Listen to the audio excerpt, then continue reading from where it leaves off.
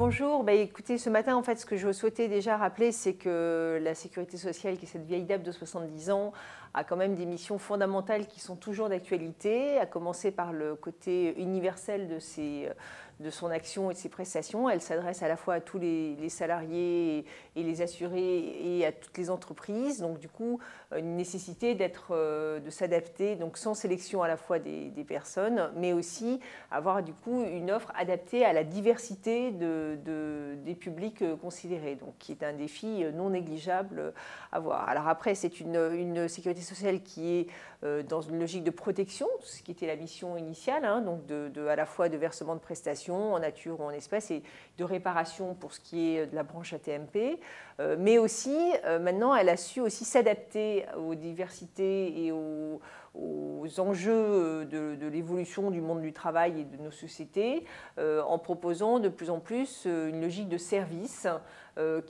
qui dépasse la partie prestation en nature ou en espèces et qui va chercher à proposer une offre personnalisée qui va être graduée selon les risques et les besoins des personnes ou des entreprises face à la diversité auquel on est confronté.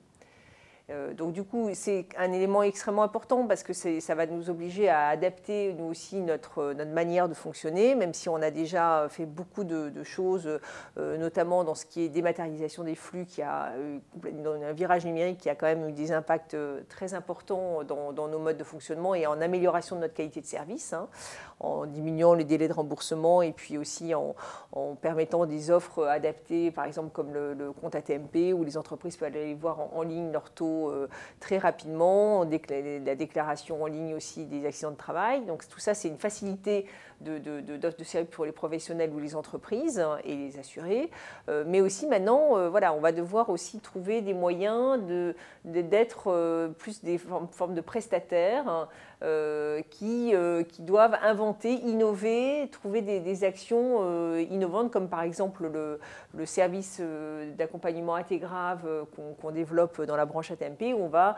essayer de toper les patients qui sont victimes d'accidents très graves dès le début, au moment de leur déclaration, et on leur propose un accompagnement dans leur parcours médical et aussi dans la réhabilitation et la réinsertion professionnelle, où on sait que c'est extrêmement compliqué, qu'il y a une multitude d'acteurs, que souvent les personnes sont un peu perdues, et d'arriver à leur proposer quelque chose qui leur permette une réinsertion plus rapide. Quels sont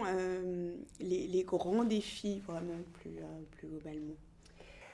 Les grands défis, ça va être de développer, c'est ce qui était aussi évoqué ce matin, de développer toutes les actions interbranches et interrégimes, on voit bien qu'on reste encore dans des logiques de silos, même si on est dans une grande famille de la Sécu, on a chaque caisse nationale et chaque